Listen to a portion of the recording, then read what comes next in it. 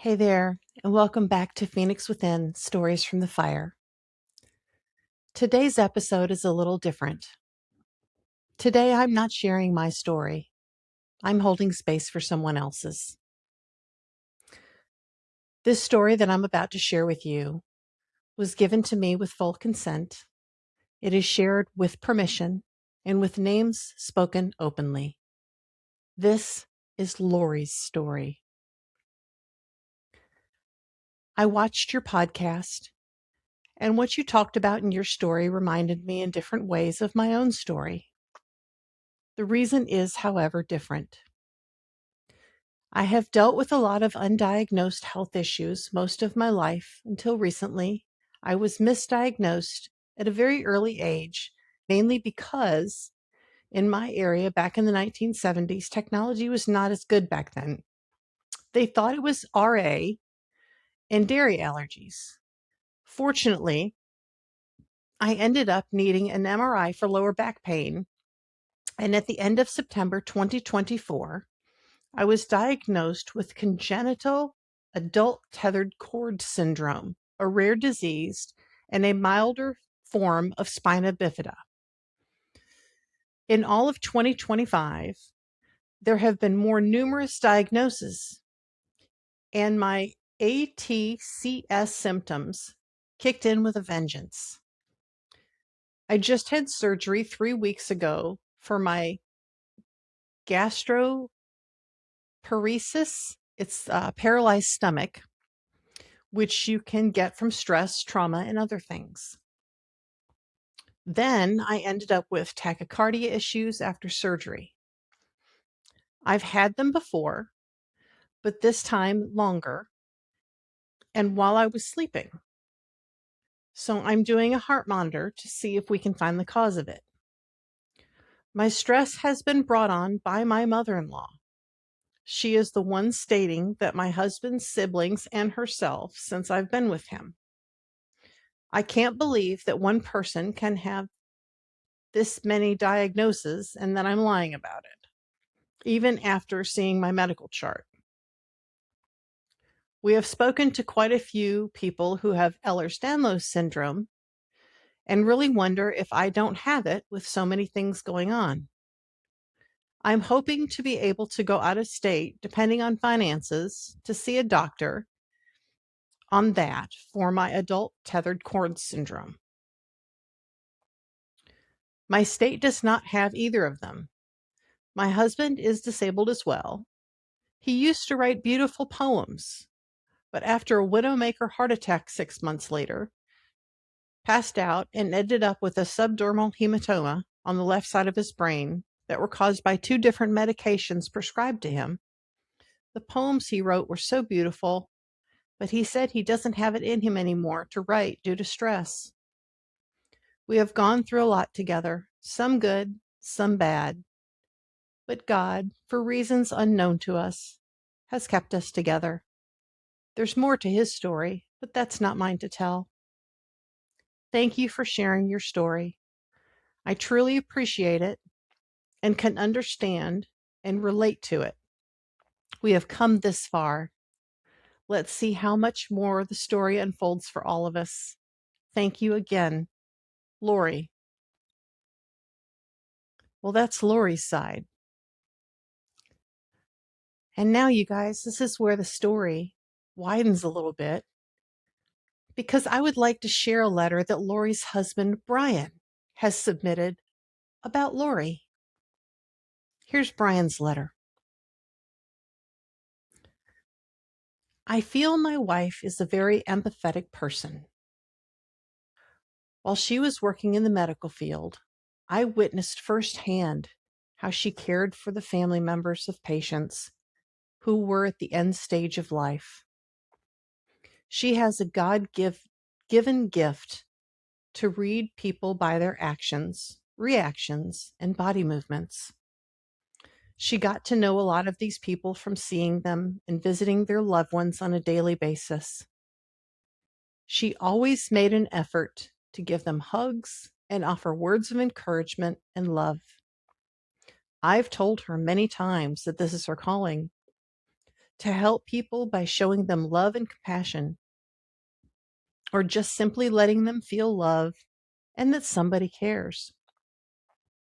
Since her health issues have gotten worse, she is unable to do this. She misses being able to do it.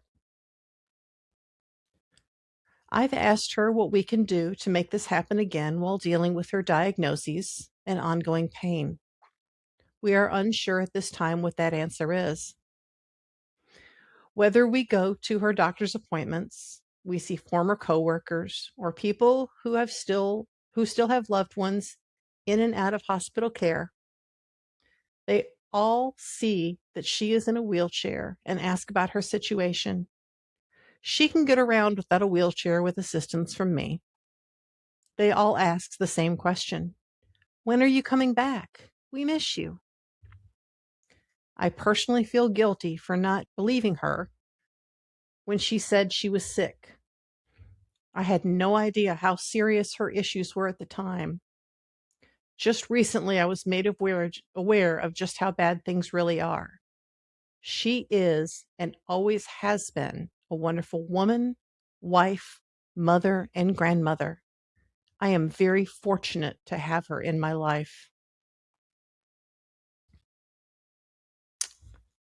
And I wrote all this down because, as you guys know, my memory is not the great, so please bear with me as I read this.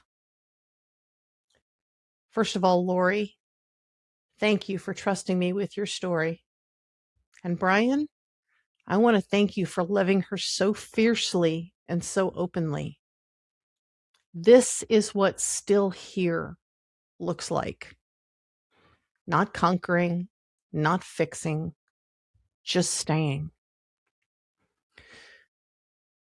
You guys, sometimes in this world, we have these mountains and these hills to climb, like Lorrie and Brian. Whether we have a community, whether we have spouses, whether we have friends, sometimes it just takes our own inner strength, like Lorrie has demonstrated here.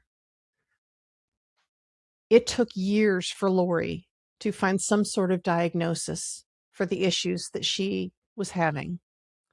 It took years for Brian to understand what was going on. It took a lot of inner strength for both of them to hang on long enough to figure things out. Kudos to both of them for having that strength to stay.